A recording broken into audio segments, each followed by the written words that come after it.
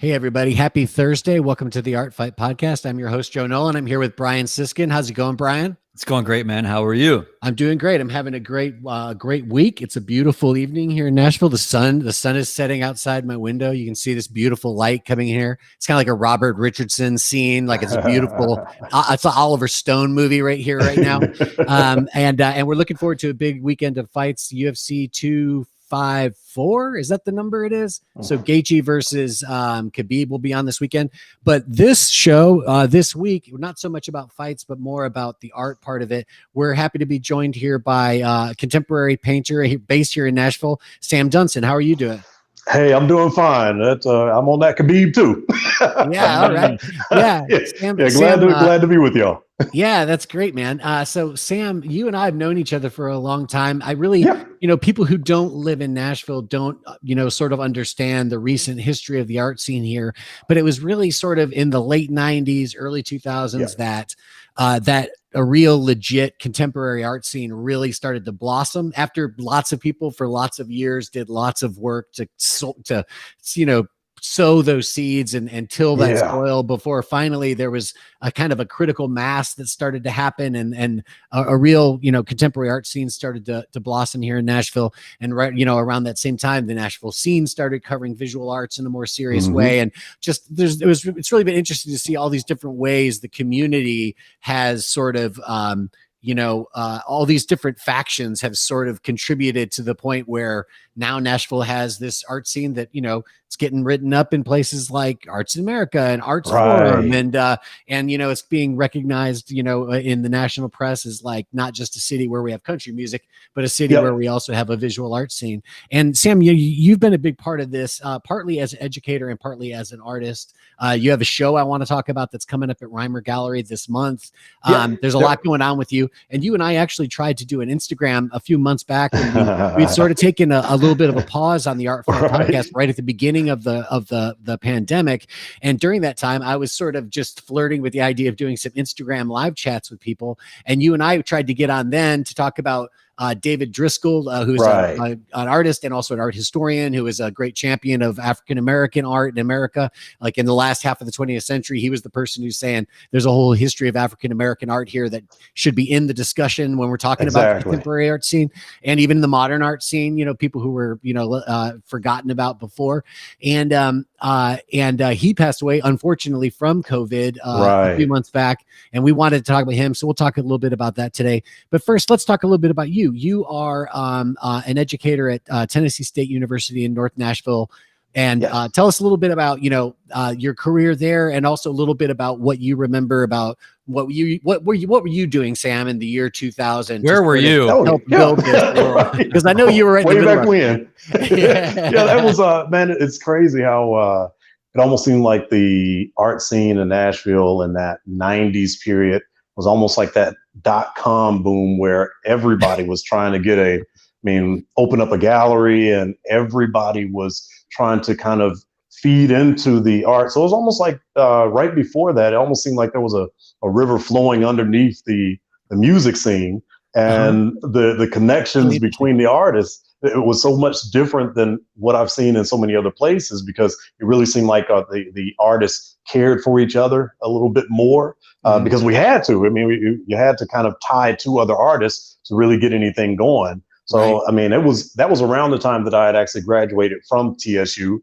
I'm an alum from TSU, and trying to get your foot in the door in a city where people were actually interested in what you were saying and actually nice about you coming into a gallery and not knowing what the heck to do was really, really good for me to kind of have that as a start.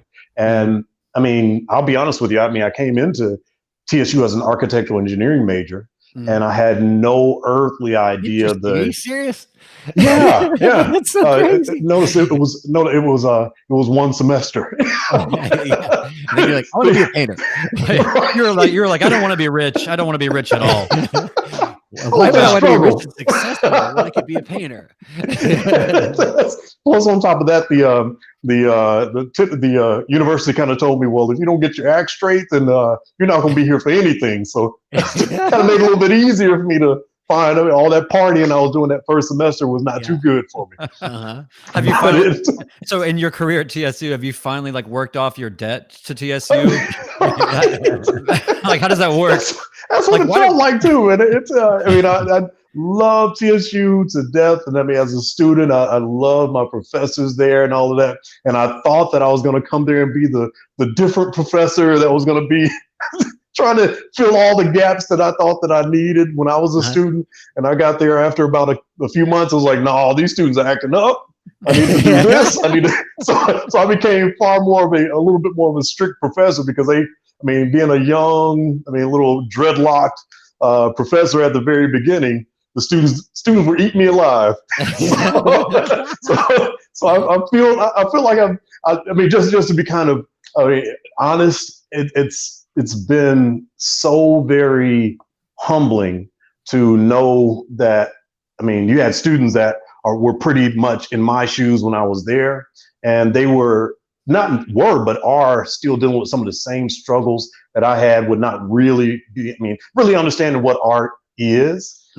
So having an opportunity to come back and put my hands on some students and try not to kind of mold them, but kind of move them where they need to go, is really humbling. And I truly have appreciated the 20 years that I've been there, man. Yeah. Well, I tell you what, man, here's the thing that, like, just to give more context to this whole deal is, obviously you're an artist, who went from being a failed architect to being a struggling artist and still almost got expelled from your degree program. But you made it through, and you developed your own career as an artist. And then, of course, we've talked to many people who are artists and educators, and they always have their own story about, like, what did being a teacher bring to your art and things like that. And we can talk a little bit about that too, if you'd like. But I also want people who don't know about this history in Nashville, even people who are recent Nashvillians or people who are outside of Nashville. But at this point, TSU and Fisk, which are both in the North Nashville neighborhood. Fisk is a university that has the best art collection in the city, bar none. And so this whole North Nashville scene, is really like one of the most important art scenes in the city because of these universities. And it's important to note that these universities are both historically Black college HBCUs. TSU and Fisk are both HBCUs, and there's been a whole Black art scene that's come out of North Nashville. And obviously, especially with a lot of things we're talking about nowadays, there's every reason to believe that back then in the 90s, it was even harder for people coming from North Nashville or from TSU or from Fisk to break into the whatever there was of a mainstream art scene in Nashville at that time. And in many ways, you established yourself in the early 2000s. I remember David Maddox, a writer from the scene, he would say over and over again, hands down, the best painter in the city is Sam Dunson. And that was during a time when, like I said, that's when the scene first started seriously covering art. David Maddox was a fantastic art critic, definitely one of the best we've ever had in the city. And he was a huge champion of your work. Great musician too. What'd you say? Great musician too. Yeah, great musician, hell of a saxophone player. And then and he was a big champion of your work for all the right reasons. And in many ways now in Nashville, there's a whole scene of muralists that came out of North Nashville. We're talking about our friend Brandon Donahue, who just recently left Nashville, unfortunately. But Brandon's doing all sorts of amazing things with his art, all sorts of public projects. He's got great gallery representation. He's making stuff that's like literally iconic, unforgettable, one of a kind. That's a Brandon Donahue sculpture kind of stuff. And those guys and young ladies, all these folks who've come out of North Nashville, say in the last 5 or 6 years, there's recently a North Nashville muralist art show at the museum here in town. And in many ways, like, what I see you as like a godfather to that whole group of kids. And some of them, like Brandon, you mentioned, he was one of your students, So I feel like in a lot of ways, like, your story is so much a part of what's happening. What's happening in Nashville's art scene right now is a huge part of what you were doing, in the early 2000s. And man, it's so strange to know that. With anybody, if you played a part in anything, it always feels strange to accept that. And I'm still working on that part of accepting that these younger artists are seeing me in that light. even when they, I mean, even when they come up and say it, it's like, oh man, please, I'm still struggling to deal with the fact that I'm 50 now. I mean, and it's amazing. You and me both. Man, it's that idea of the connection to Black artists in that area is so connected to the history that has been there for so long. And I mean, I was so happy to learn that. I mean, being a TSU, now I'll be very honest, if you're looking at HBCUs and the connection to art, you won't find TSU in the annals of art. I mean, it's most definitely going to be Fisk with the Stieglitz collection and the connection to Aaron Douglas and David Driskell and Mr. Ridley and Ted Jones and all these other, but most of those professors and people that actually had connections to Fisk were finding their way down to TSU, either to, like we were talking about earlier, either to teach there, either part-time or full-time, or through just the connections between the artists. So I was right in that time where I was seeing a lot of that transition between artists and educators that were literally connected to Aaron Douglas and David Driskell, and could tell. They would literally just sit there in class and just tell us stories about. I mean, we were sitting there supposed to be in sculpture, and we're all just sitting around a table listening to Greg Ridley tell stories about David Driskell and Aaron Douglas and all these. I mean, so it was almost like the idea that we were kind of listening to these griots, almost like these historians that were almost breathing something in us that was not studio based. It was the idea that you had to get out and have a life in order to come back to the studio and create something. So that's one of the things that I tried to get the students to understand is like, no, let's have a conversation. Now, I'll be very honest. When a student does not ask for that, then yes, I mean, completely studio, I'm completely fine. But a lot of the students that have done exceptionally well in the program are the ones that at some point in time will come up and say, hey, Mr. Dunson, can we have a talk? I mean, I'm wanting to see what I'm really supposed to be doing as an artist. And I'll literally ask them, I'll say, are you ready for this talk? Are you truly ready? Because I'm not going to hold back. If you're really saying that you're ready, then here's the things that you got to do. And you're not doing this. You're not doing this. What do you think about these? Are you watching movies? Are you reading? Are you doing this? Do you know history of these things? So that's something that I got from the professors at TSU when I was there that I'm kind of passing on to these students. And that's the one thing that actually allows me to accept that they see me in that role. And I don't even, it's almost like Voldemort. I don't even want to say the name of it. So it's almost like, that'll make me too old. Well, Sam, I feel like you have an interesting relationship with the notion of discipline in terms of your life and coming up, as you talked about with your dad was, perhaps pretty disciplined, right? And then and then how you're sort of struggling to also offer that. It's kind of like I envision you with your students, in this way. It's sort of like the way that you explain this as being like, this is a thing that once you open this up, I can't close it. Yes. Like, this is not like once we break the seal on this collectively in our cooperative sort of dialogue or whatever it is we're doing, there's almost like a lifelong accountability that comes with that. And they don't really understand necessarily the gravity, because it's hard for, when I was that age, I didn't understand what that fully was. I mean, I understood sort of mentor relationships, and all that, but I think that discipline plays an interesting role in sort of what you're sort of talking about in terms of what you came up with, and then how you had to then form these decisions in your academic process as well as your artistic process. And then there's something also, like, I'm 48, so I'm just a little bit behind you guys, but. All right. But I think there's something really interesting about that time in your life where it is the age, when you got into it sooner, so you had to sort of maybe learn how to be a teacher faster, but we're all in that period now where it's like, how can we give back?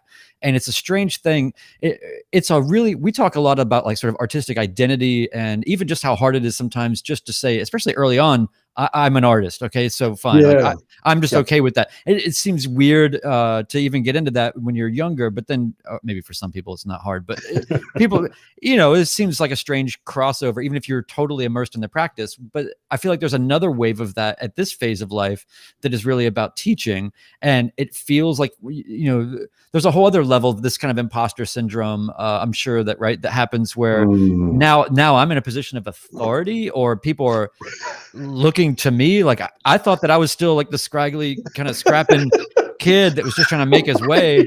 I just happen to work here now, like So I find this that sort of narrative really compelling and really, really interesting.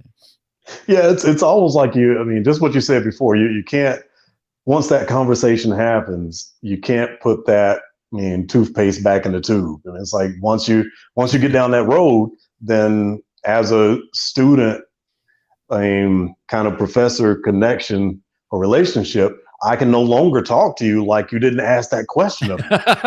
It's like, so I'm going to hold you to whatever you've asked and whatever, basically we've talked about. I'm not going to act like we didn't have that conversation. So if I don't see any progress, now, I don't want to make it seem like any student that doesn't ask that, then they're not ready to be an artist. Because there's plenty of students that have come through that have, taken classes from me that really didn't have any, conversations, I won't say any, but many conversations at all with me, but they got it from somebody there. And I'm pretty sure somebody else, some of my colleagues have had those same conversations. But the students that I do have that conversation with, they know that from that point in time, if they ever have a class with me or anything they bring to me, I'm not going to pat them on the back. Because it's not really about the idea of saying that everything you're doing is good, because I know that when I paint something or sculpt something or create a video, I'm so critical of it that it's almost it's hard for me to actually just put it out. So yeah, don't tell me you hate it. I already hate it. You don't have to, yeah. See, I don't need you to help me out. I already know it. I'm already embarrassed that it's out there for you. But yeah, it's, the students, and I have not heard a student yet that, and I'm not just talking about myself, I'm talking about my colleagues as well. And I will actually open it up to all of the teachers and professors that I would say that are friends of mine, and that I really trust. We have never had conversations with students that have kind of not progressed them forward in some way. And as long as we're seeing some progression out of them, then I feel that the time and effort that I'm putting with them is somewhat similar to the time and effort that I'm putting with my own art. Because I'm going to be critical. I'm going to be genuine. I'm going to try my best to be humble and know that there's mistakes that are going to be made and so on and so forth. But we know that we're on this trip together, as opposed to me dragging students along. There's some students, there are some students that I have to drag along, and some that get to the end that just choose another path because they just haven't done what they need to do. But the ones that I can look back and say that came up and asked questions and started to become critical of themselves more than me being critical of them or my colleagues being critical of them, I can see that their path has still moved on. Like talk about Brandon. I still remember a conversation that I had with him. He was a little more of an airbrush artist when he first came in. Right. And yeah. I was trying to basically tell him, I said, I have no problem at all with airbrush being used in the classes or used for assignments. But I said, why don't you put it away for a second and then see if there's other ways that you can solve your problems? It's the old adage where if you only know how to use a hammer, then every solution or every problem is a nail. I was kind of getting that with him. And it wasn't just because of that, it was because of everything. He completely blossomed, and he started bringing artists to me that he was interested in, music to me that and it became a conversation where it wasn't really about the studio practice. It was about everything that he was doing so that he can take it back to the studio and make sense of it. And until the time, we still text a little bit, but until the time he was leaving, he would tell me about, other musicians and artists and all of that. And we would have those conversations. And I mean, and he's just one example. I mean, I would venture to say in North Nashville now, a lot of the young Black artists have connections to TSU or Fisk, and they are combining to, I mean, just like you said, do the murals around town. And now the Frisk is actually going to North Nashville to find artists to show up and actually become connected to the Frisk. And they're making connections that would not have happened had it not been for those connections that these young artists are doing. So I'm just happy to be even considered connected to them at all. I mean, I'll stop talking there. Well, that's great. That's great. Well, I mean, I appreciate your humility. And I also, I mean, I understand that it can feel weird when people are like, thank you, Sam. Yeah. Like, yeah. You still have the dreadlocks on the inside. I know that. Yeah. Got a bottle of them. Like, because I think that's true. I think, I mean, like Brian just said, I mean, I think we all sort of, you never stop thinking of yourself like the way that you did when you were like 24 and trying to make your work and trying to do your stuff. It's like you're just constantly evolving in whatever way you are. But it's like, in some ways, I think, at least for me, and I think this is what Brian was pointing at earlier and what you're talking about, it's difficult to see yourself in some other kind of position in a way, because your own perception of yourself, it's like I feel the same as I always did. I mean, I'm still trying to write a song that's better than the last one. I'm still trying to make some kind of work that's better than the last one. So it's find another way to expose it and get more people to see it, just like always. You know what I mean? So it's like it's just I don't know. It's interesting. I think we all sort of have that sensibility of like, you get older and you mature and hopefully you find levels of success, but on some level, your perspective on it doesn't really change that much. Right. And regarding Brandon was actually on our show before. Marlos Ivan was on our show before. Oh, yeah. We've had a number of folks, from the North Nashville scene come on the show. So anybody can go back and watch those shows and get a better sense of these artists that we're talking about. But but you were talking about your process a second ago and talking about how you're going to be critical of your work anyway. You've got a certain perspective on your work when you're making it and all this stuff. Right before we got on the air, we were talking a little bit more about some of the unexpected things that have come along with trying to make art during this period of time when we're dealing with lockdowns and can't get to class or whatever's going on with life at TSU. Tell us a little bit. You've got a brand new show. It's called Black Flower. It's open at Rymer right now, but only online. Is that right? Yes. It's virtual now. Yeah, it's virtual now, and then hopefully there'll be more opportunities for people to go actually visit the show. But you can go check it out, and we'll have a link to the Rymer Gallery when this goes to the podcast. But let's talk a little bit about that show, what you've been doing to get it ready, and some of this stuff about what's been going on with your practice in the middle of all this sort of chaos. But maybe sometimes it works out okay. Right. Yeah, there was a number of projects that I've had in the actual home. Due to the I won't even say just the virus, just the 2020 in general, that has kind of made me a little more active outside of my work for a little while. But it was last year I went to Herb and I said that, hey, I have Herb is the curator at Rymer Gallery for anybody who doesn't know. Yeah, Herb Williams. So he's a Nashville staple as well. Yeah. And I went to him and I just kind of presented the idea that I had. And this was prior to 2020. So when I did get to the full on in studio working, and I try my best to just work all the way through. But with 2020, it just kind of amped it up on steroids almost. Yeah. So the show completely changed. Just due to the fact that we were in this pandemic and we were in the home. So all of the works that I had in mind that I was kind of eking towards took a full on left turn into something that was completely different. And the title is Black Flower, which is kind of a play on ideas of Black power, so on and so forth. And many years ago, back in 2016, I had a show at the Rymer Gallery that was titled Lack History, kind of to play on that. And it was a sense of the kind of the anger that I was having at that point in time. I'm a father of a 19-year-old son and a 22-year-old daughter. So back in 2016, there was fear and all of that. But I started feeling that that I was holding on to a lot of the fears and the anger unnecessarily, because I've never really been a fully, like angry person. It's just not in my nature. Mm-hmm. So this show came about based upon the idea that I was playing with all of these flowers all the time in my work. They would show up and I was trying to get away from them. And being an educator, I would tell my students all the time that you just continue to work, and whatever, is there for you is gonna find you. If you're trying to find a style or find an idea or something like that, you're gonna basically be running your around like a chicken with his head cut off, because you're not gonna find it. It'll find you if you just continue to work.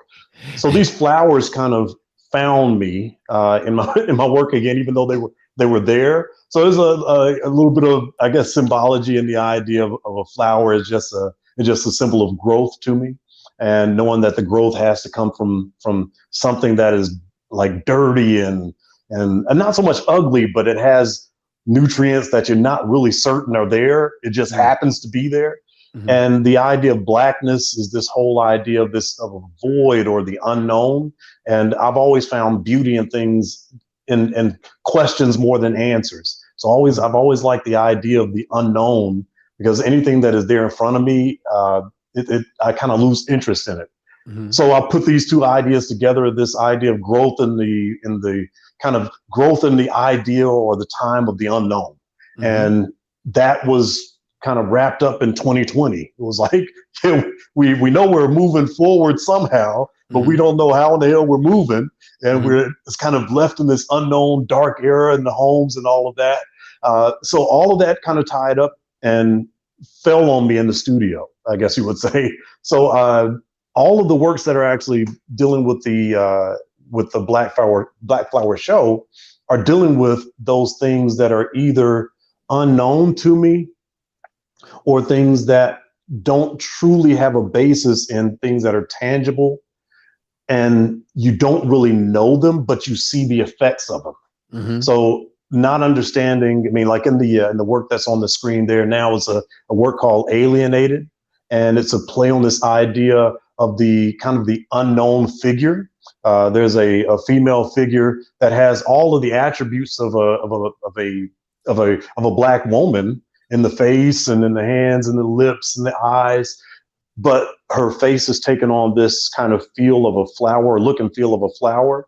And the idea of people coming across, let's say coming across borders, whether that border is an actual border of the United States or your own borders that you kind of create around yourself.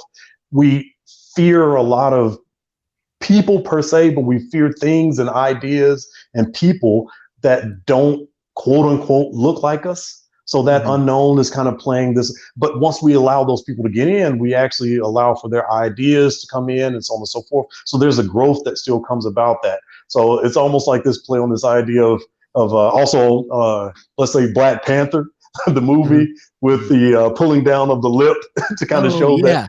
Yeah. So she's kind of pulling down the lip to kind of show that she is different than you, but you still recognize her. So it's almost this play on this of the unknown and the growth from those connections that you make with people.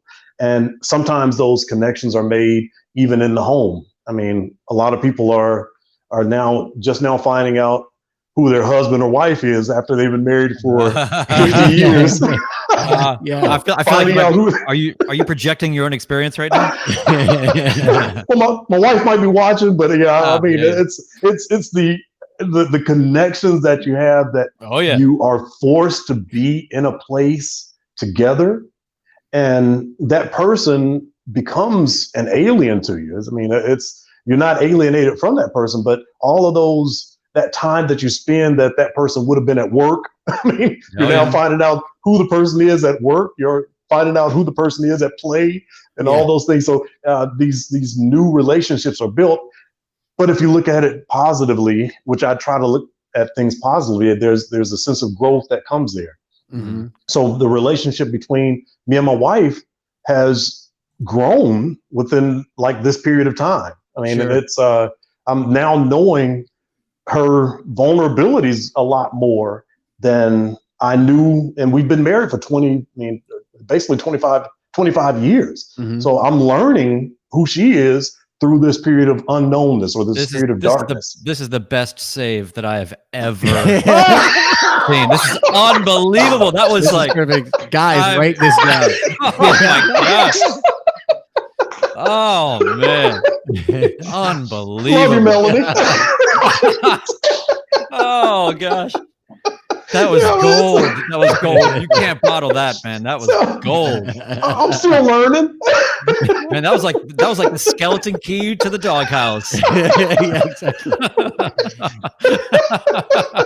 Wow, man.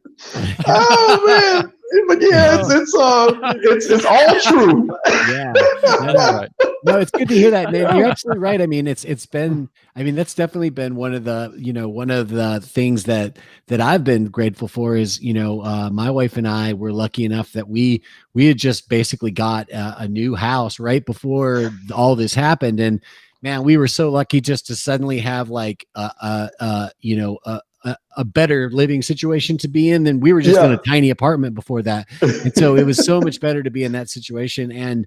And luckily, we've only been married for a few years, and it's like one of those things where it's like, I'm discovering that it's like, oh wow, I made a pretty good call because now we're together all the time, and so far it's been. I mean, so far, I'm just taking notes from you guys. I'm just taking notes, guys. It's been really, over here. It's been a situation where I think, we've both been able to remain very positive for the most part, and we've both been able to find ways to, in whatever way, it's like, well, how can we make this situation even better? How can I find opportunities that I didn't see before, or, those kinds of things. I mean, for the most part, I mean, I've got a lot of friends who've had much more to struggle with than I have in this period. And therefore I think it's like even more of a reason for me to feel like, well, if I'm not completely underwater at this point, I better be swimming hard. Right. That's exactly the same way that I feel. Yeah. There's so many things that you wouldn't have had these conversations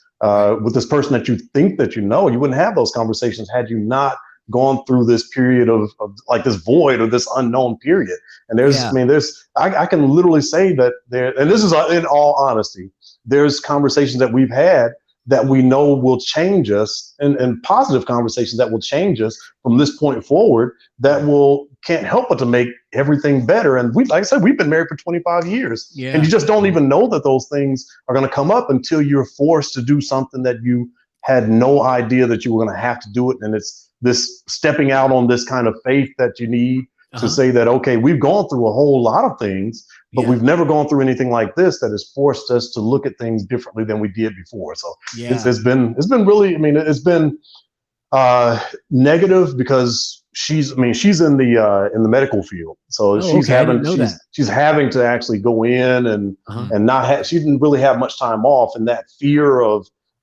kind of going in and being around people that possibly could have coronavirus is something that has scared her. And when she is coming home, I'm now having to understand her differently than I ever understood. So it's been a rough road, just knowing that we are going through this as Americans, but hopefully there's some growth that we can actually have from it. Okay, now you guys are, hold on, you guys are stacking up. Let me get my turn in here. Right. So as far as my wife, who is just, oh my God. Don't screw it up, Brian. Unbelievable.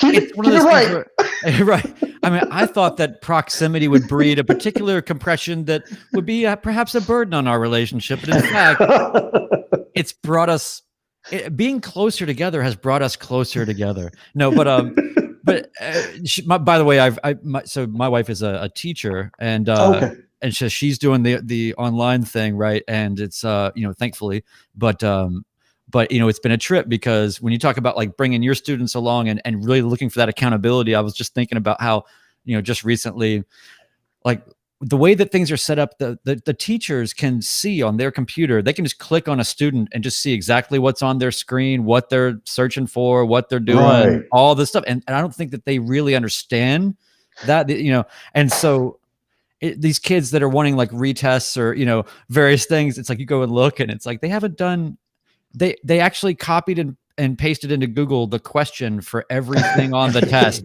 Like if it can't be just copied and pasted in some exchange between the internet and the test, then they're just not going to do it. Right. So it's that level. Like when you're talking about like having to bring people along, you know, and I think it reminds me of just how I had such a hard time in school, but I don't, as I'm older, I realize, man, if I just would have shown the slightest bit of interest in anything, they would have given me a whole new world to work with. But instead of just like seething in the back of the class, you know, and like, I hate everything, you know, it's a very fine line, which brings me back to like the happiness that I'm enduring in my marriage. It's one of those things where I know that if we can be in the same house all the time for a year or whatever it's been, then we can do anything. Yeah. And there's one of the paintings that I created where it's actually called "All Dressed Up and Nowhere to Go," and it's an image of me, me kind of standing. That's actually the hallway in our home, and we're just like you, Joe. We just purchased the home last year. Oh, wow. So you never. Oh, well, thank you. Just in the nick of time. Yeah, right. Because like you just never know what's going to kind of, come about within a year's time. This painting actually deals with it. That whole idea is just me kind of standing in our kind of the back room, the master bedroom back there, and knowing that you have to pretty much just stay centered or find something that keeps you centered. And the whole idea of the flowers kind of plays on that idea of growth. There's a tidal wave of flowers that's actually coming out of one of the rooms.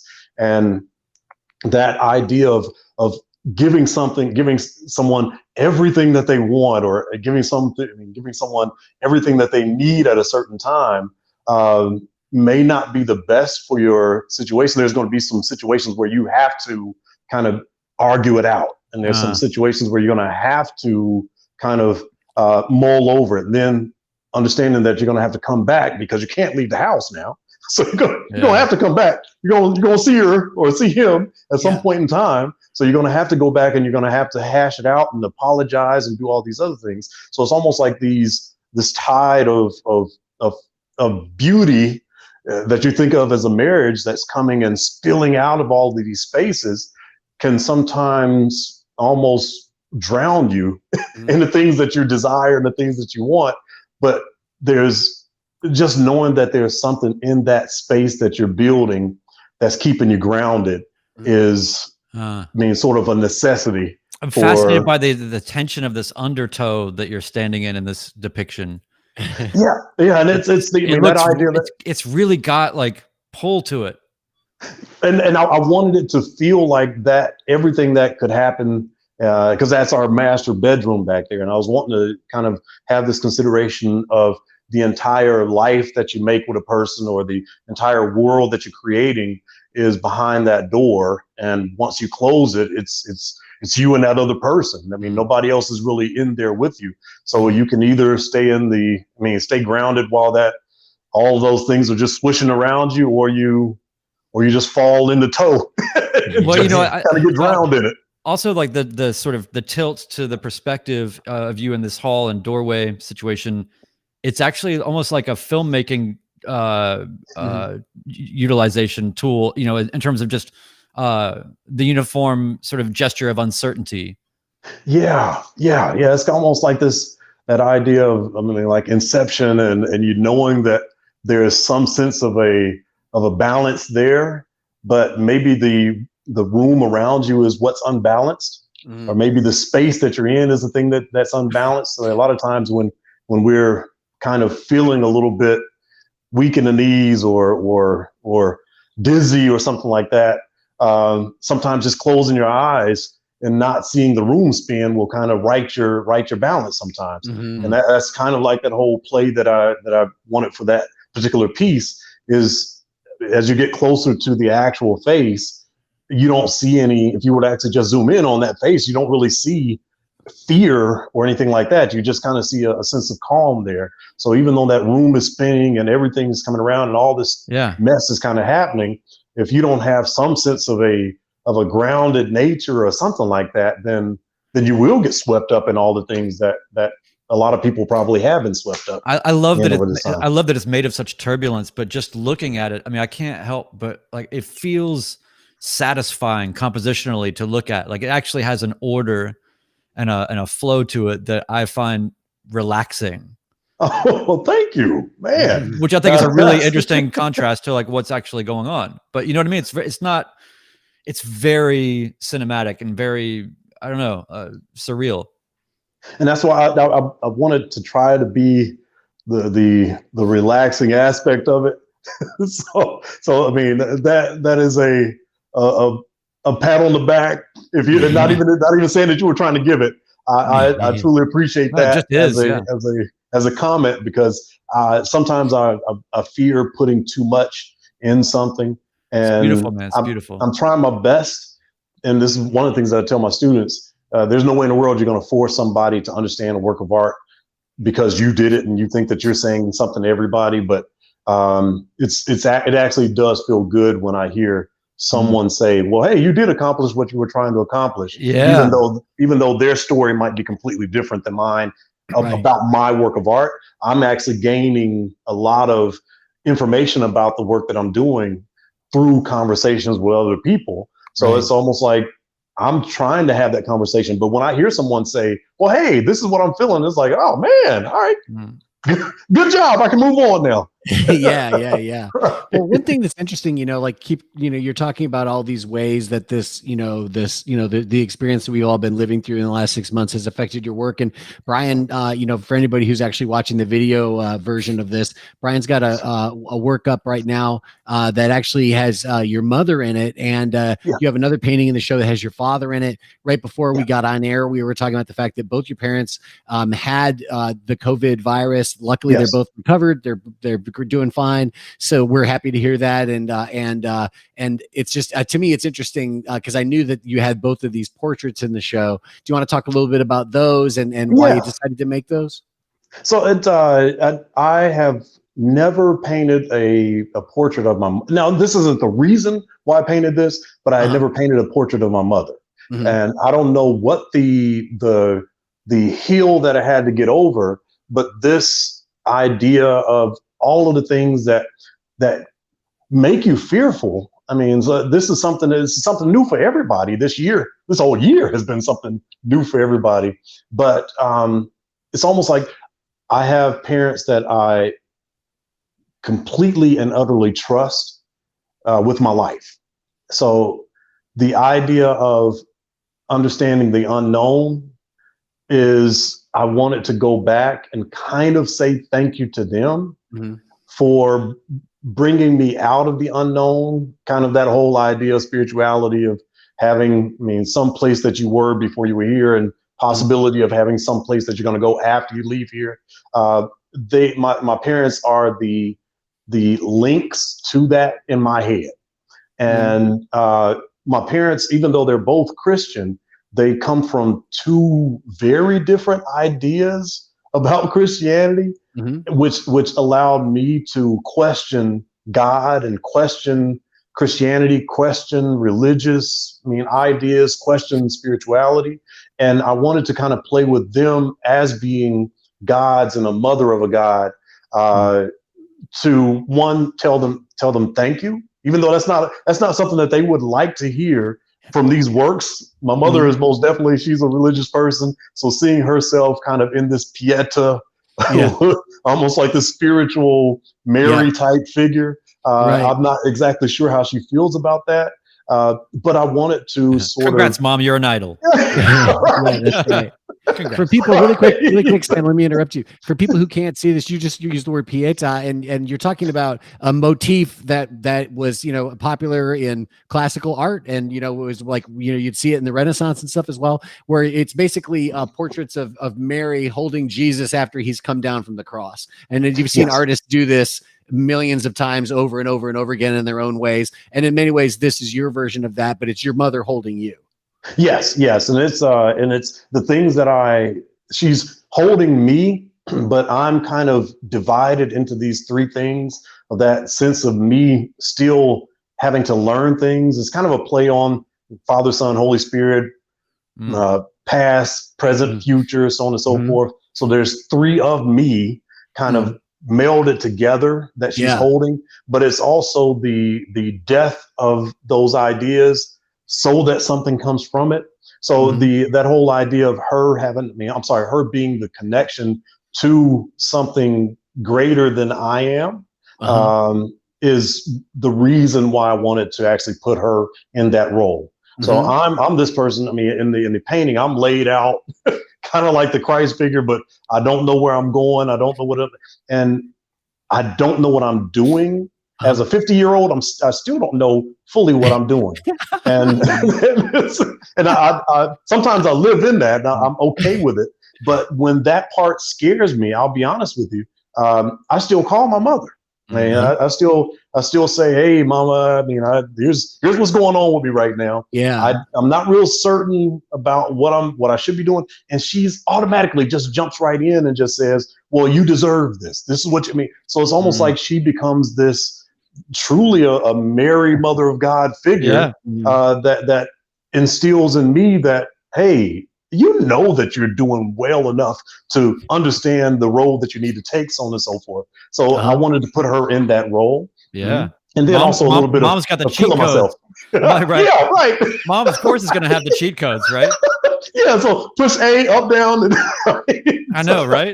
And exactly. I have very similar, or I can identify with like being raised in essentially a Christian home, Catholic in this case, but within the spectrum of earth religion and any number of other Lakota Sioux spirituality, all of these things. So I fully understand what it's like to sort of have this kind of dichotomy of sort of dogma and freedom as a part of your basis in terms of your environment growing up. And the thing that my mom always said that stuck with me, she's still around, but I said past tense, but she always would say, it doesn't matter what I call her about. If I do, she'll just go, well, if you don't know what to do, then just stand still. Yeah. And I'm like, God damn it. Because it's, how did you find that out? It's also like a little bit like kind of like, how can you always say something that seems prophetic in any situation, right? But it's almost like the idea that somebody on this earth knows you more than you know yourself. And and they always say like, you're always going to be my baby, and then you realize when you're older, like, I'm pretty much still a baby. Hey Sam, I wanted to let you know that our somebody who's listening on YouTube right now, Killing Ghidorah, chimed in and said, quote, I've had this same concept of thought about my parents as well. It makes a lot of sense to me seeing my parents as these holy figures. So so there you go, Sam. You somebody knows exactly what you're doing and thinks you did it right. Right. And that's what I mean. That's the one thing that I try my best. I want my works really to be about me, but I want them to. I guess I want to speak on terms of universality, and knowing that there's a lot more things that kind of bring us together as opposed to kind of pulling us apart. So I don't really like lick my finger and check the wind to see which way I need to go with my work or something like that. But I know if I look down a bit more in myself, that I can find things that I'm going to pull out that make some connections to other people. And I mean, I want to have more conversations with people, so that, not to say to pick their brain and then go back in the studio and kind of make works from it, but to find more out about myself. I need to look outward a lot more. Because honestly, I could be in the studio all day, every day, not see people, not have connections, and I'd feel like I'd be all right. But I need those. I mean, this is one thing that kind of forces me to kind of get out of the studio, see people, speak, and recognize that. I mean, I guess just being human is a lot more connective than some of the things that we're going through right now.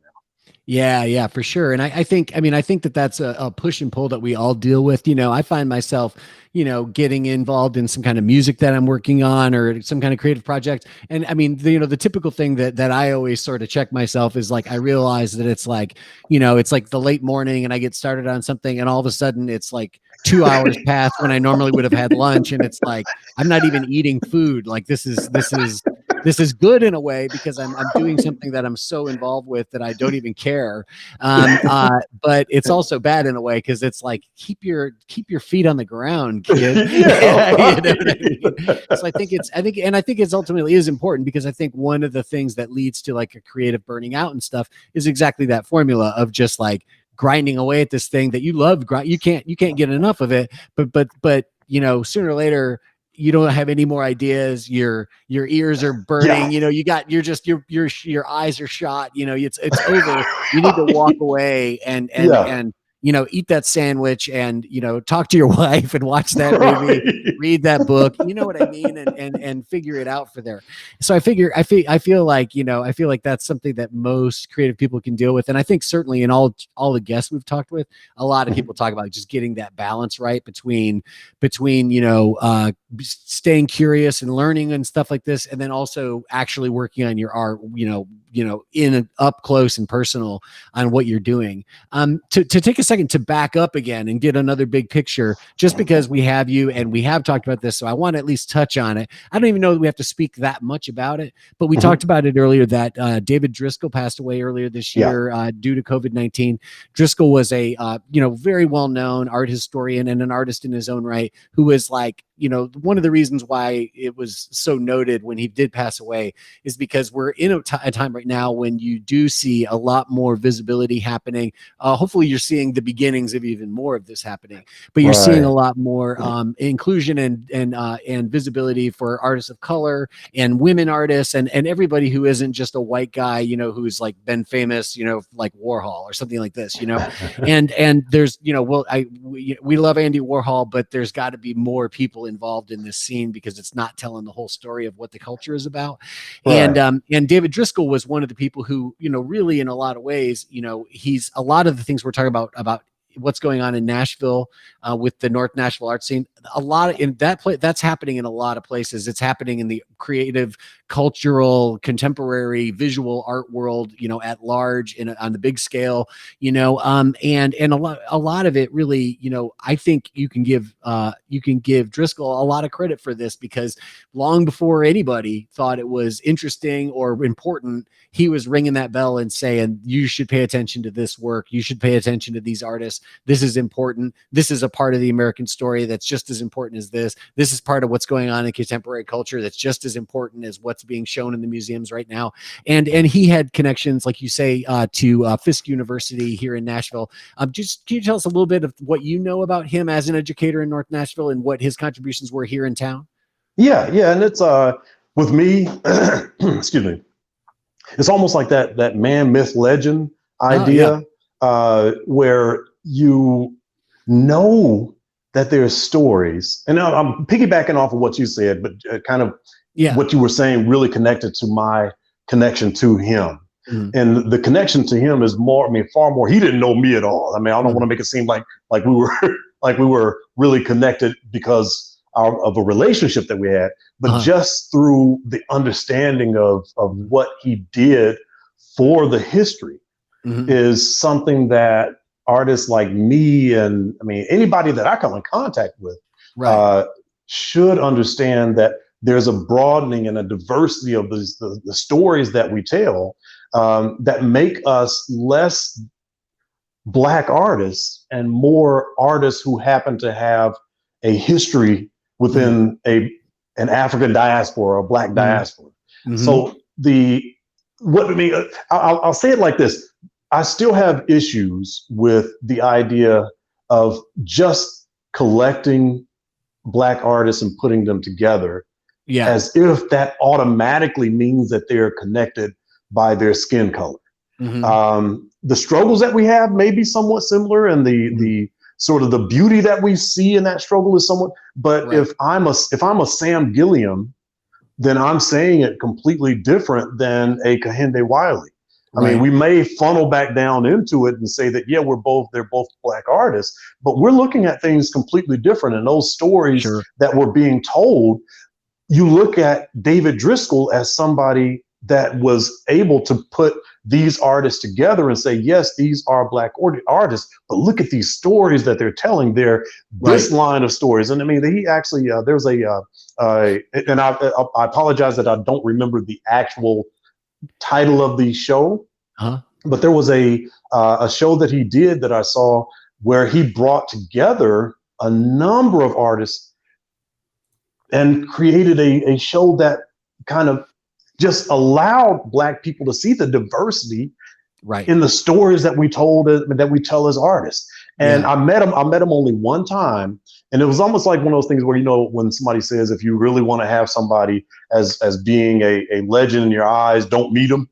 They're either not going to live up to it, or they're going to be such a dirty person that you don't even want to see him. He was so far beyond that. He was extremely giving with information in the short period of time. And I'm sorry, the way that I met him was through, I don't know if you remember that Carlton Wilkinson, who had a gallery in Nashville that was called In the Gallery. And that gallery was in Germantown. It was established for a long period of time. And Carlton's a photographer. And he basically his family owned that building and owned that space.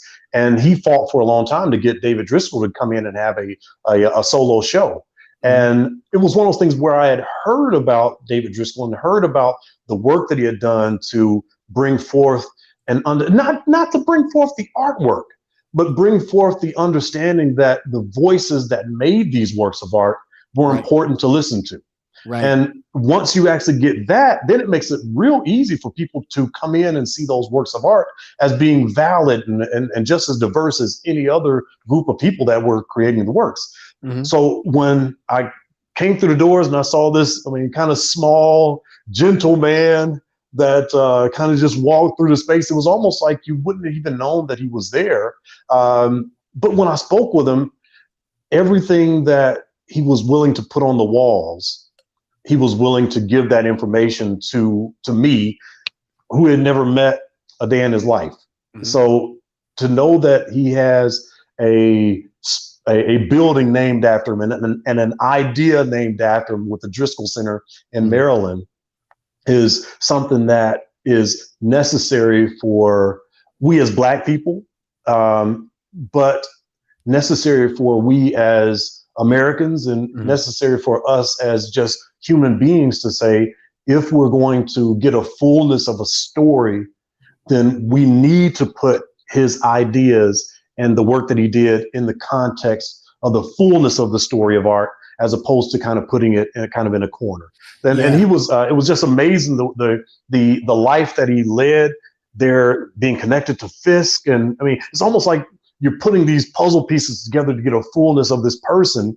And then you find out he was just down the street from you for the longest time. And then to know that information, I'm seeing this person that I met in books, and I'm seeing him in videos, and there's biographies. So it's almost like I'm getting bits and pieces of who the real person was to get a fuller understanding of what he was attempting to do to establish these stories of Black artists. It's kind of mind-boggling to know that he spent that much time to be successful in pulling, the stories from us and putting them together. So we need more David Driscolls. I know there's plenty more out there, but I kind of feel like he is the true father of that aspect of African American art. That's the best way that I can put it. Yeah, and I think you make a good point about the idea of from your own perspective of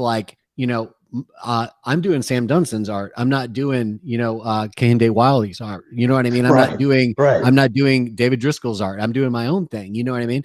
And that there's a difficulty where from the outside, it can turn into here's a show of Black painters, you know what I mean? Or here's a show of women painters, and it's an interesting conundrum, because there's a book I read. I can't tell you the name of the author right off the top of my head, but it's a newish book, came out a few years ago. It's called Curatorial Activism. And it's about this idea that curators, according to this author, she felt that diversity and inclusion was like like the first priority of curators. Like she felt like that should be the thing they're addressing right now, maybe above all else.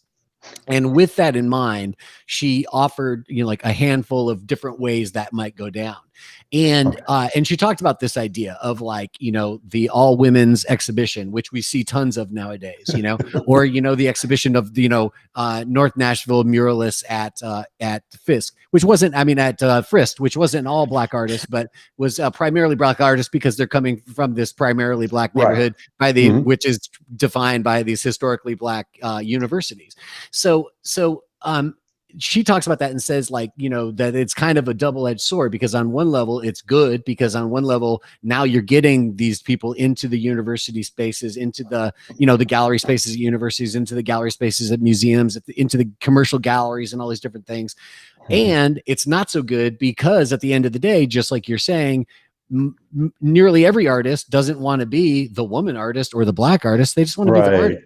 Or the Nashville artist, the Tennessee artist, you just want to be an artist, and so I think it's a difficult thing, and you hope that to the degree that we're in that space right now, where it's these shows that are sort of dedicated to different groups, you hope that it evolves quickly and we get to a place where we just have diverse art shows, you know what I mean, or we have shows that are somehow defined in other ways that just happen to also be shows that, are primarily, by a certain gender or a certain, group of, people of color or whatever it might be, but it's not specifically based on any of those identity things, because we're ultimately just trying to show art that's really good. And that's what, and that's why people want to be on the wall. It should be just about styles. It should be about styles and effect, right? Like every style is born of a culture and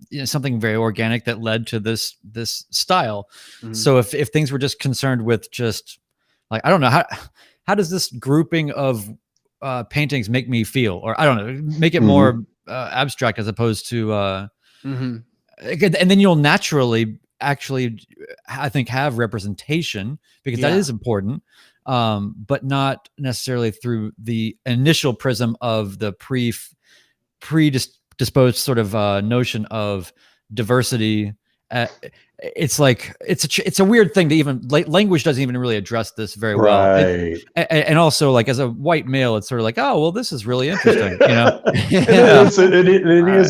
I find this very compelling. It's extremely tricky because I'll put it this way, we're in this kind of gray area where it's needed, and then we're kind of moving out at a time where it may not be needed the way that it was before. So we were actually going into a point where, why would we actually have shows of black artists? And it was just what Joe was saying earlier, because that wasn't really an option. I mean, there weren't that many options or opportunities for black artists to show in quote unquote full-on art galleries and museums and shows. And I mean, a side note, I will say that that's one of the good things that David Driskell did in the show that I saw was yes, it was black artists, but it was meant to show the diversity within the black scope. Right. And so it was almost like, yes, okay, we're going to put all of these artists together, and yes, they all happen to be black, but look at all of the stories that are being told, and the ways that they're being told is completely different. So if the only issue that I have with it is that when a curator does say that we are having a show for black artists, a lot of times it's already predetermined what those works should look like. It's almost like, okay, is it music? Is it showing slavery? Picking cotton? Is it showing this? Is it showing that? And so we need far more diverse ideas with the curators to say, that's not the only stories that are being told by black artists. So I'm on the fence with that as well. So I'm like, okay, I have no problem with a show that has all black artists in it, but are you allowing for those artists to speak their story, or is there already a predetermined idea what those works should look like? If it is, if that's predetermined, then I'm not for it. I mean, I'm like, okay, then you're now doing what the galleries have done to Black artists for the longest time, saying, well, you got to fit this mold if you want to get in here. If you don't fit this mold, if you're a non-representational or I guess you would say an installation artist, or if you're an abstraction or a post-impressionist Black artist or an expression, then no, you don't fit this because you're not saying what we think you need to say as a Black artist. Then I'm like, no, we gotta. It's like Miles Davis. It's like Miles Davis and his whole thing about, he would just be like, I'm not gonna Uncle Tom. I'm not gonna. You know what I mean? And that was the first point where I kind of realized that when I was reading his wild autobiography. But like, you know, when I was a teenager, it's one of the craziest books of all time. It really is. I have to read that. There's so many expressions that he had that I just cannot. Okay, I'll just say this one, even though it's on YouTube. But my favorite one that he had was, he was talking about like back, I think it was probably in the 40s or 50s, early days, but of his, you know, he was basically talking about like, you know, they would say like, people look clean. You look clean as a mother, you know, like, but they would say clean as a broke dick dog. I was like, this is why I'm reading Miles Davis's book. I'm picking up gold here. He was sharp, man. He was sharp as hell back then. On that note, Brian, I think we're about wrapped up. We've done about an hour. No. We're just getting warmed up, man. Come on. Oh my God! Is that like the fastest way to kill a podcast? Is it's Miles Davis quote. We should do a Miles Davis quote every week. Oh my God! Man. Well, so I mean, is there anything that you feel like, in terms of your time here, Sam, that you feel like, man, I really would like to press this or talk about this, or anything else that you feel like that we should get to that maybe we just haven't yet? Because I mean, I've got time, you know. Oh, I mean, I'm Joe honestly, I'm always just ready to roll with whatever comes up, and I just want to say that in the end, and kind of since we were talking about the idea of Black artists and ideas and so on and so forth, we just need to understand that the idea of art itself is the idea of the unknown. I mean, it's the idea of telling one story through visual means. And if you're telling your story truthfully and honestly, then your work will move. And I'm not talking about move into galleries or move into being sold or anything. It'll move out of you in order to make space for something else. So I'm always wanting to make connections with other artists, with other people. And I love the idea of the diversity of us as Black people. I love having connections with us so that we can get together and understand what we're supposed to be doing in the whole grand scheme. And if we understand that and we can come together and actually move things forward, then you're going to see things begin to change and galleries will start to see things differently. And I'll put it like this, and then I'll choose to ramble on. The idea, let's say, of Black horror movies has changed because of I always want to say the wrong name, of Jordan Peele. Jordan Peele, yeah. So it's almost like the idea of a Black person in a horror movie. You know, that guy that girl was going to get killed within the first few minutes. But allowing a Black person to tell a horror story to Black people in a way that might be a little bit different has opened up the entire genre. And we're seeing Lovecraft Country on HBO because of all these things that have happened. So if those same things happen in other kind of visual means of art, it's happened in music all the time, but I mean, there still could be, some that works through that. But the idea of seeing Black people do things a little bit differently can't help but to grow the idea of what we are as a people and as what we are as Americans. And then I think America as a whole can kind of benefit from those things as well. 100%, man. So your show Black Flower is at it's Black Flower at I'm thinking of the movie Broken Flowers. Your show Black Flower is at Rymer right now virtually. So anybody who's listening to the podcast can go check out the show.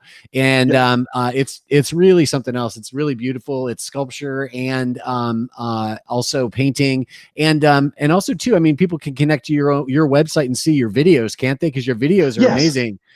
Sam's done these really incredible stop motion videos that, you know, it's really interesting because I sort of introduced you as primarily a painter, and that's, I think of you that way because that's primarily all you were doing when I first, became aware of your work and met you. But over the years, man, you've just really opened it up, and it's interesting because all the work you do is still so Dunsonian. So it's I got the IAN on it. I feel like it's really great that you find a way to speak your language and your aesthetic no matter what medium you're involved in, and we love that here at the Art Fight Podcast. We're all about the multimedia thing, so it's been a pleasure, man, to have you on. I'm so glad we finally got a chance to have this conversation. I'm glad we waited till you had some work to share and to tell our viewers about, and it's great to talk to you. Like I said, we've had all these young kids on here, all these young North Nashville kids, but this whole time it's like, we'll talk to Sam, we'll get the real story from Sam. Still feels strange, man. So I appreciate, Joe, that you're trying to wrap up this wonderful episode. But one more thing that we've got to touch on. I just thought it would come up organically, and it didn't. You said you got Khabib. Oh yeah, here we go. We got to talk about that. We got so Sam, give us. It doesn't matter how little or much you follow MMA. We would like the artist take on Khabib versus Gaethje, and what do you think about it? How does it strike you? What give us like your completely unprepared breakdown of this. Yeah, I will say, I'll put it like this: I was back when the Gracie family was like at the very beginning, and the whole idea where you would get a guy who was 600 pounds. Right, like UFC 1, and to see the movement, to almost have it like take the place of boxing now is something that has, like, I never thought that boxing would be kind of not passe, but eclipsed by another kind of martial art, for lack of better words. So to see Khabib. And I mean, I know that I'll be honest with you, I will not actually be able to watch it, but to know how I'm trying to find the words. You can't put it on in your house because you'll get shut down. Like what? You can't watch it. It's not that I can't. I know that I'm more than likely. I have a tendency to watch things. I don't know why it is. Live things somehow you'd rather watch irritate me a little bit for some reason. I don't know what that is in me.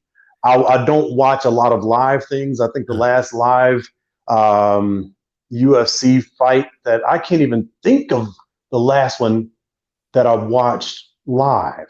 In fact, I'd be lying to say that I've watched a live one. 50 years of watching commercials makes anybody not watch.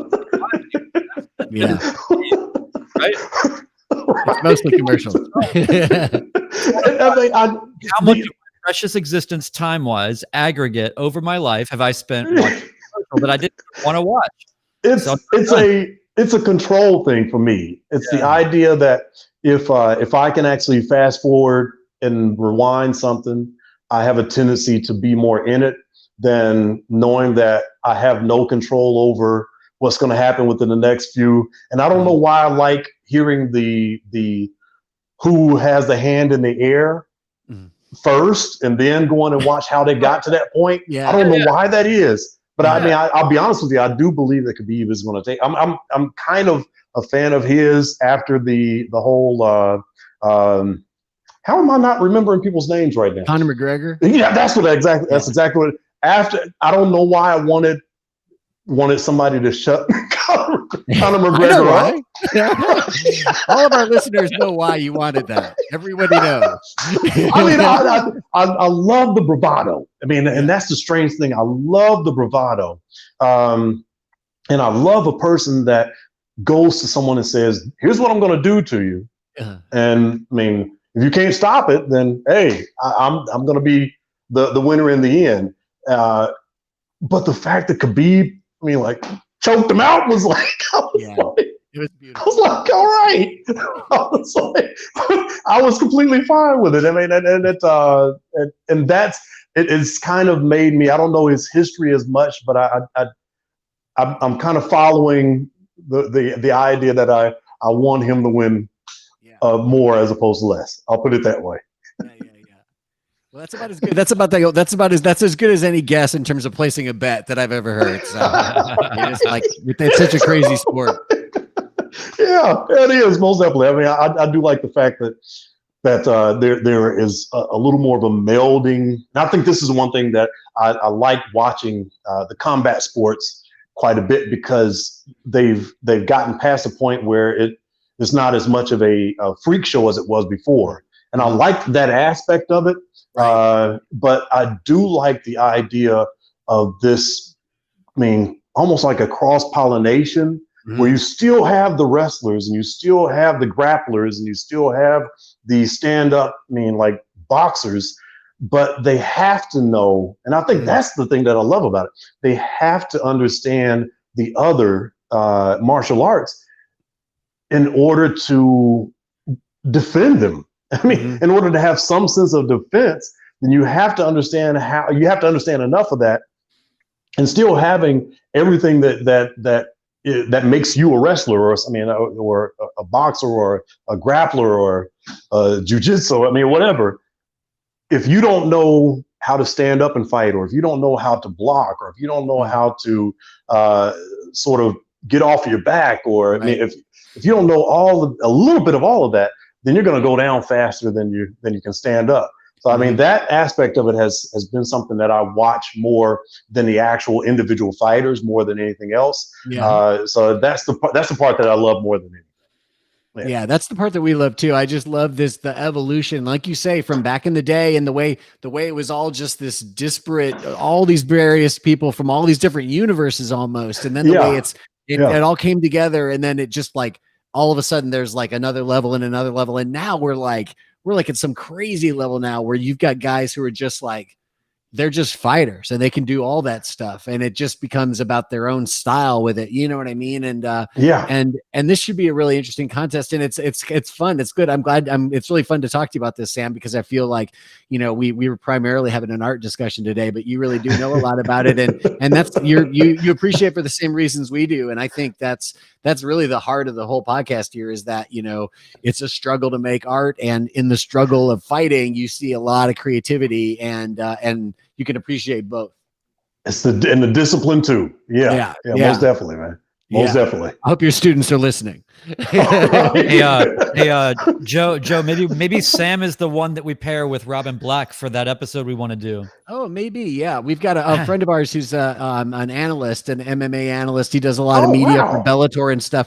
And he was talking to us about the next time he comes on, he was saying, why don't you have me on when you're talking to one of these creative people sometime? And I'd love to talk to them, because Robin's actually a rock musician in his past and stuff. So he's got a creative arts past, but also was like a Taekwondo fighter and things like that. Man. So and a philosopher. He's essentially a philosopher. Yeah, he's also our spirit animal, but that's a different discussion. 2 episodes ago for that. A Renaissance man that'll knock you out there. Yeah, exactly. Right. Like he's got, and if you think about it, like Robin is one of those people that you would think he would already have like a strain of weed named after him or something. Like, doesn't he?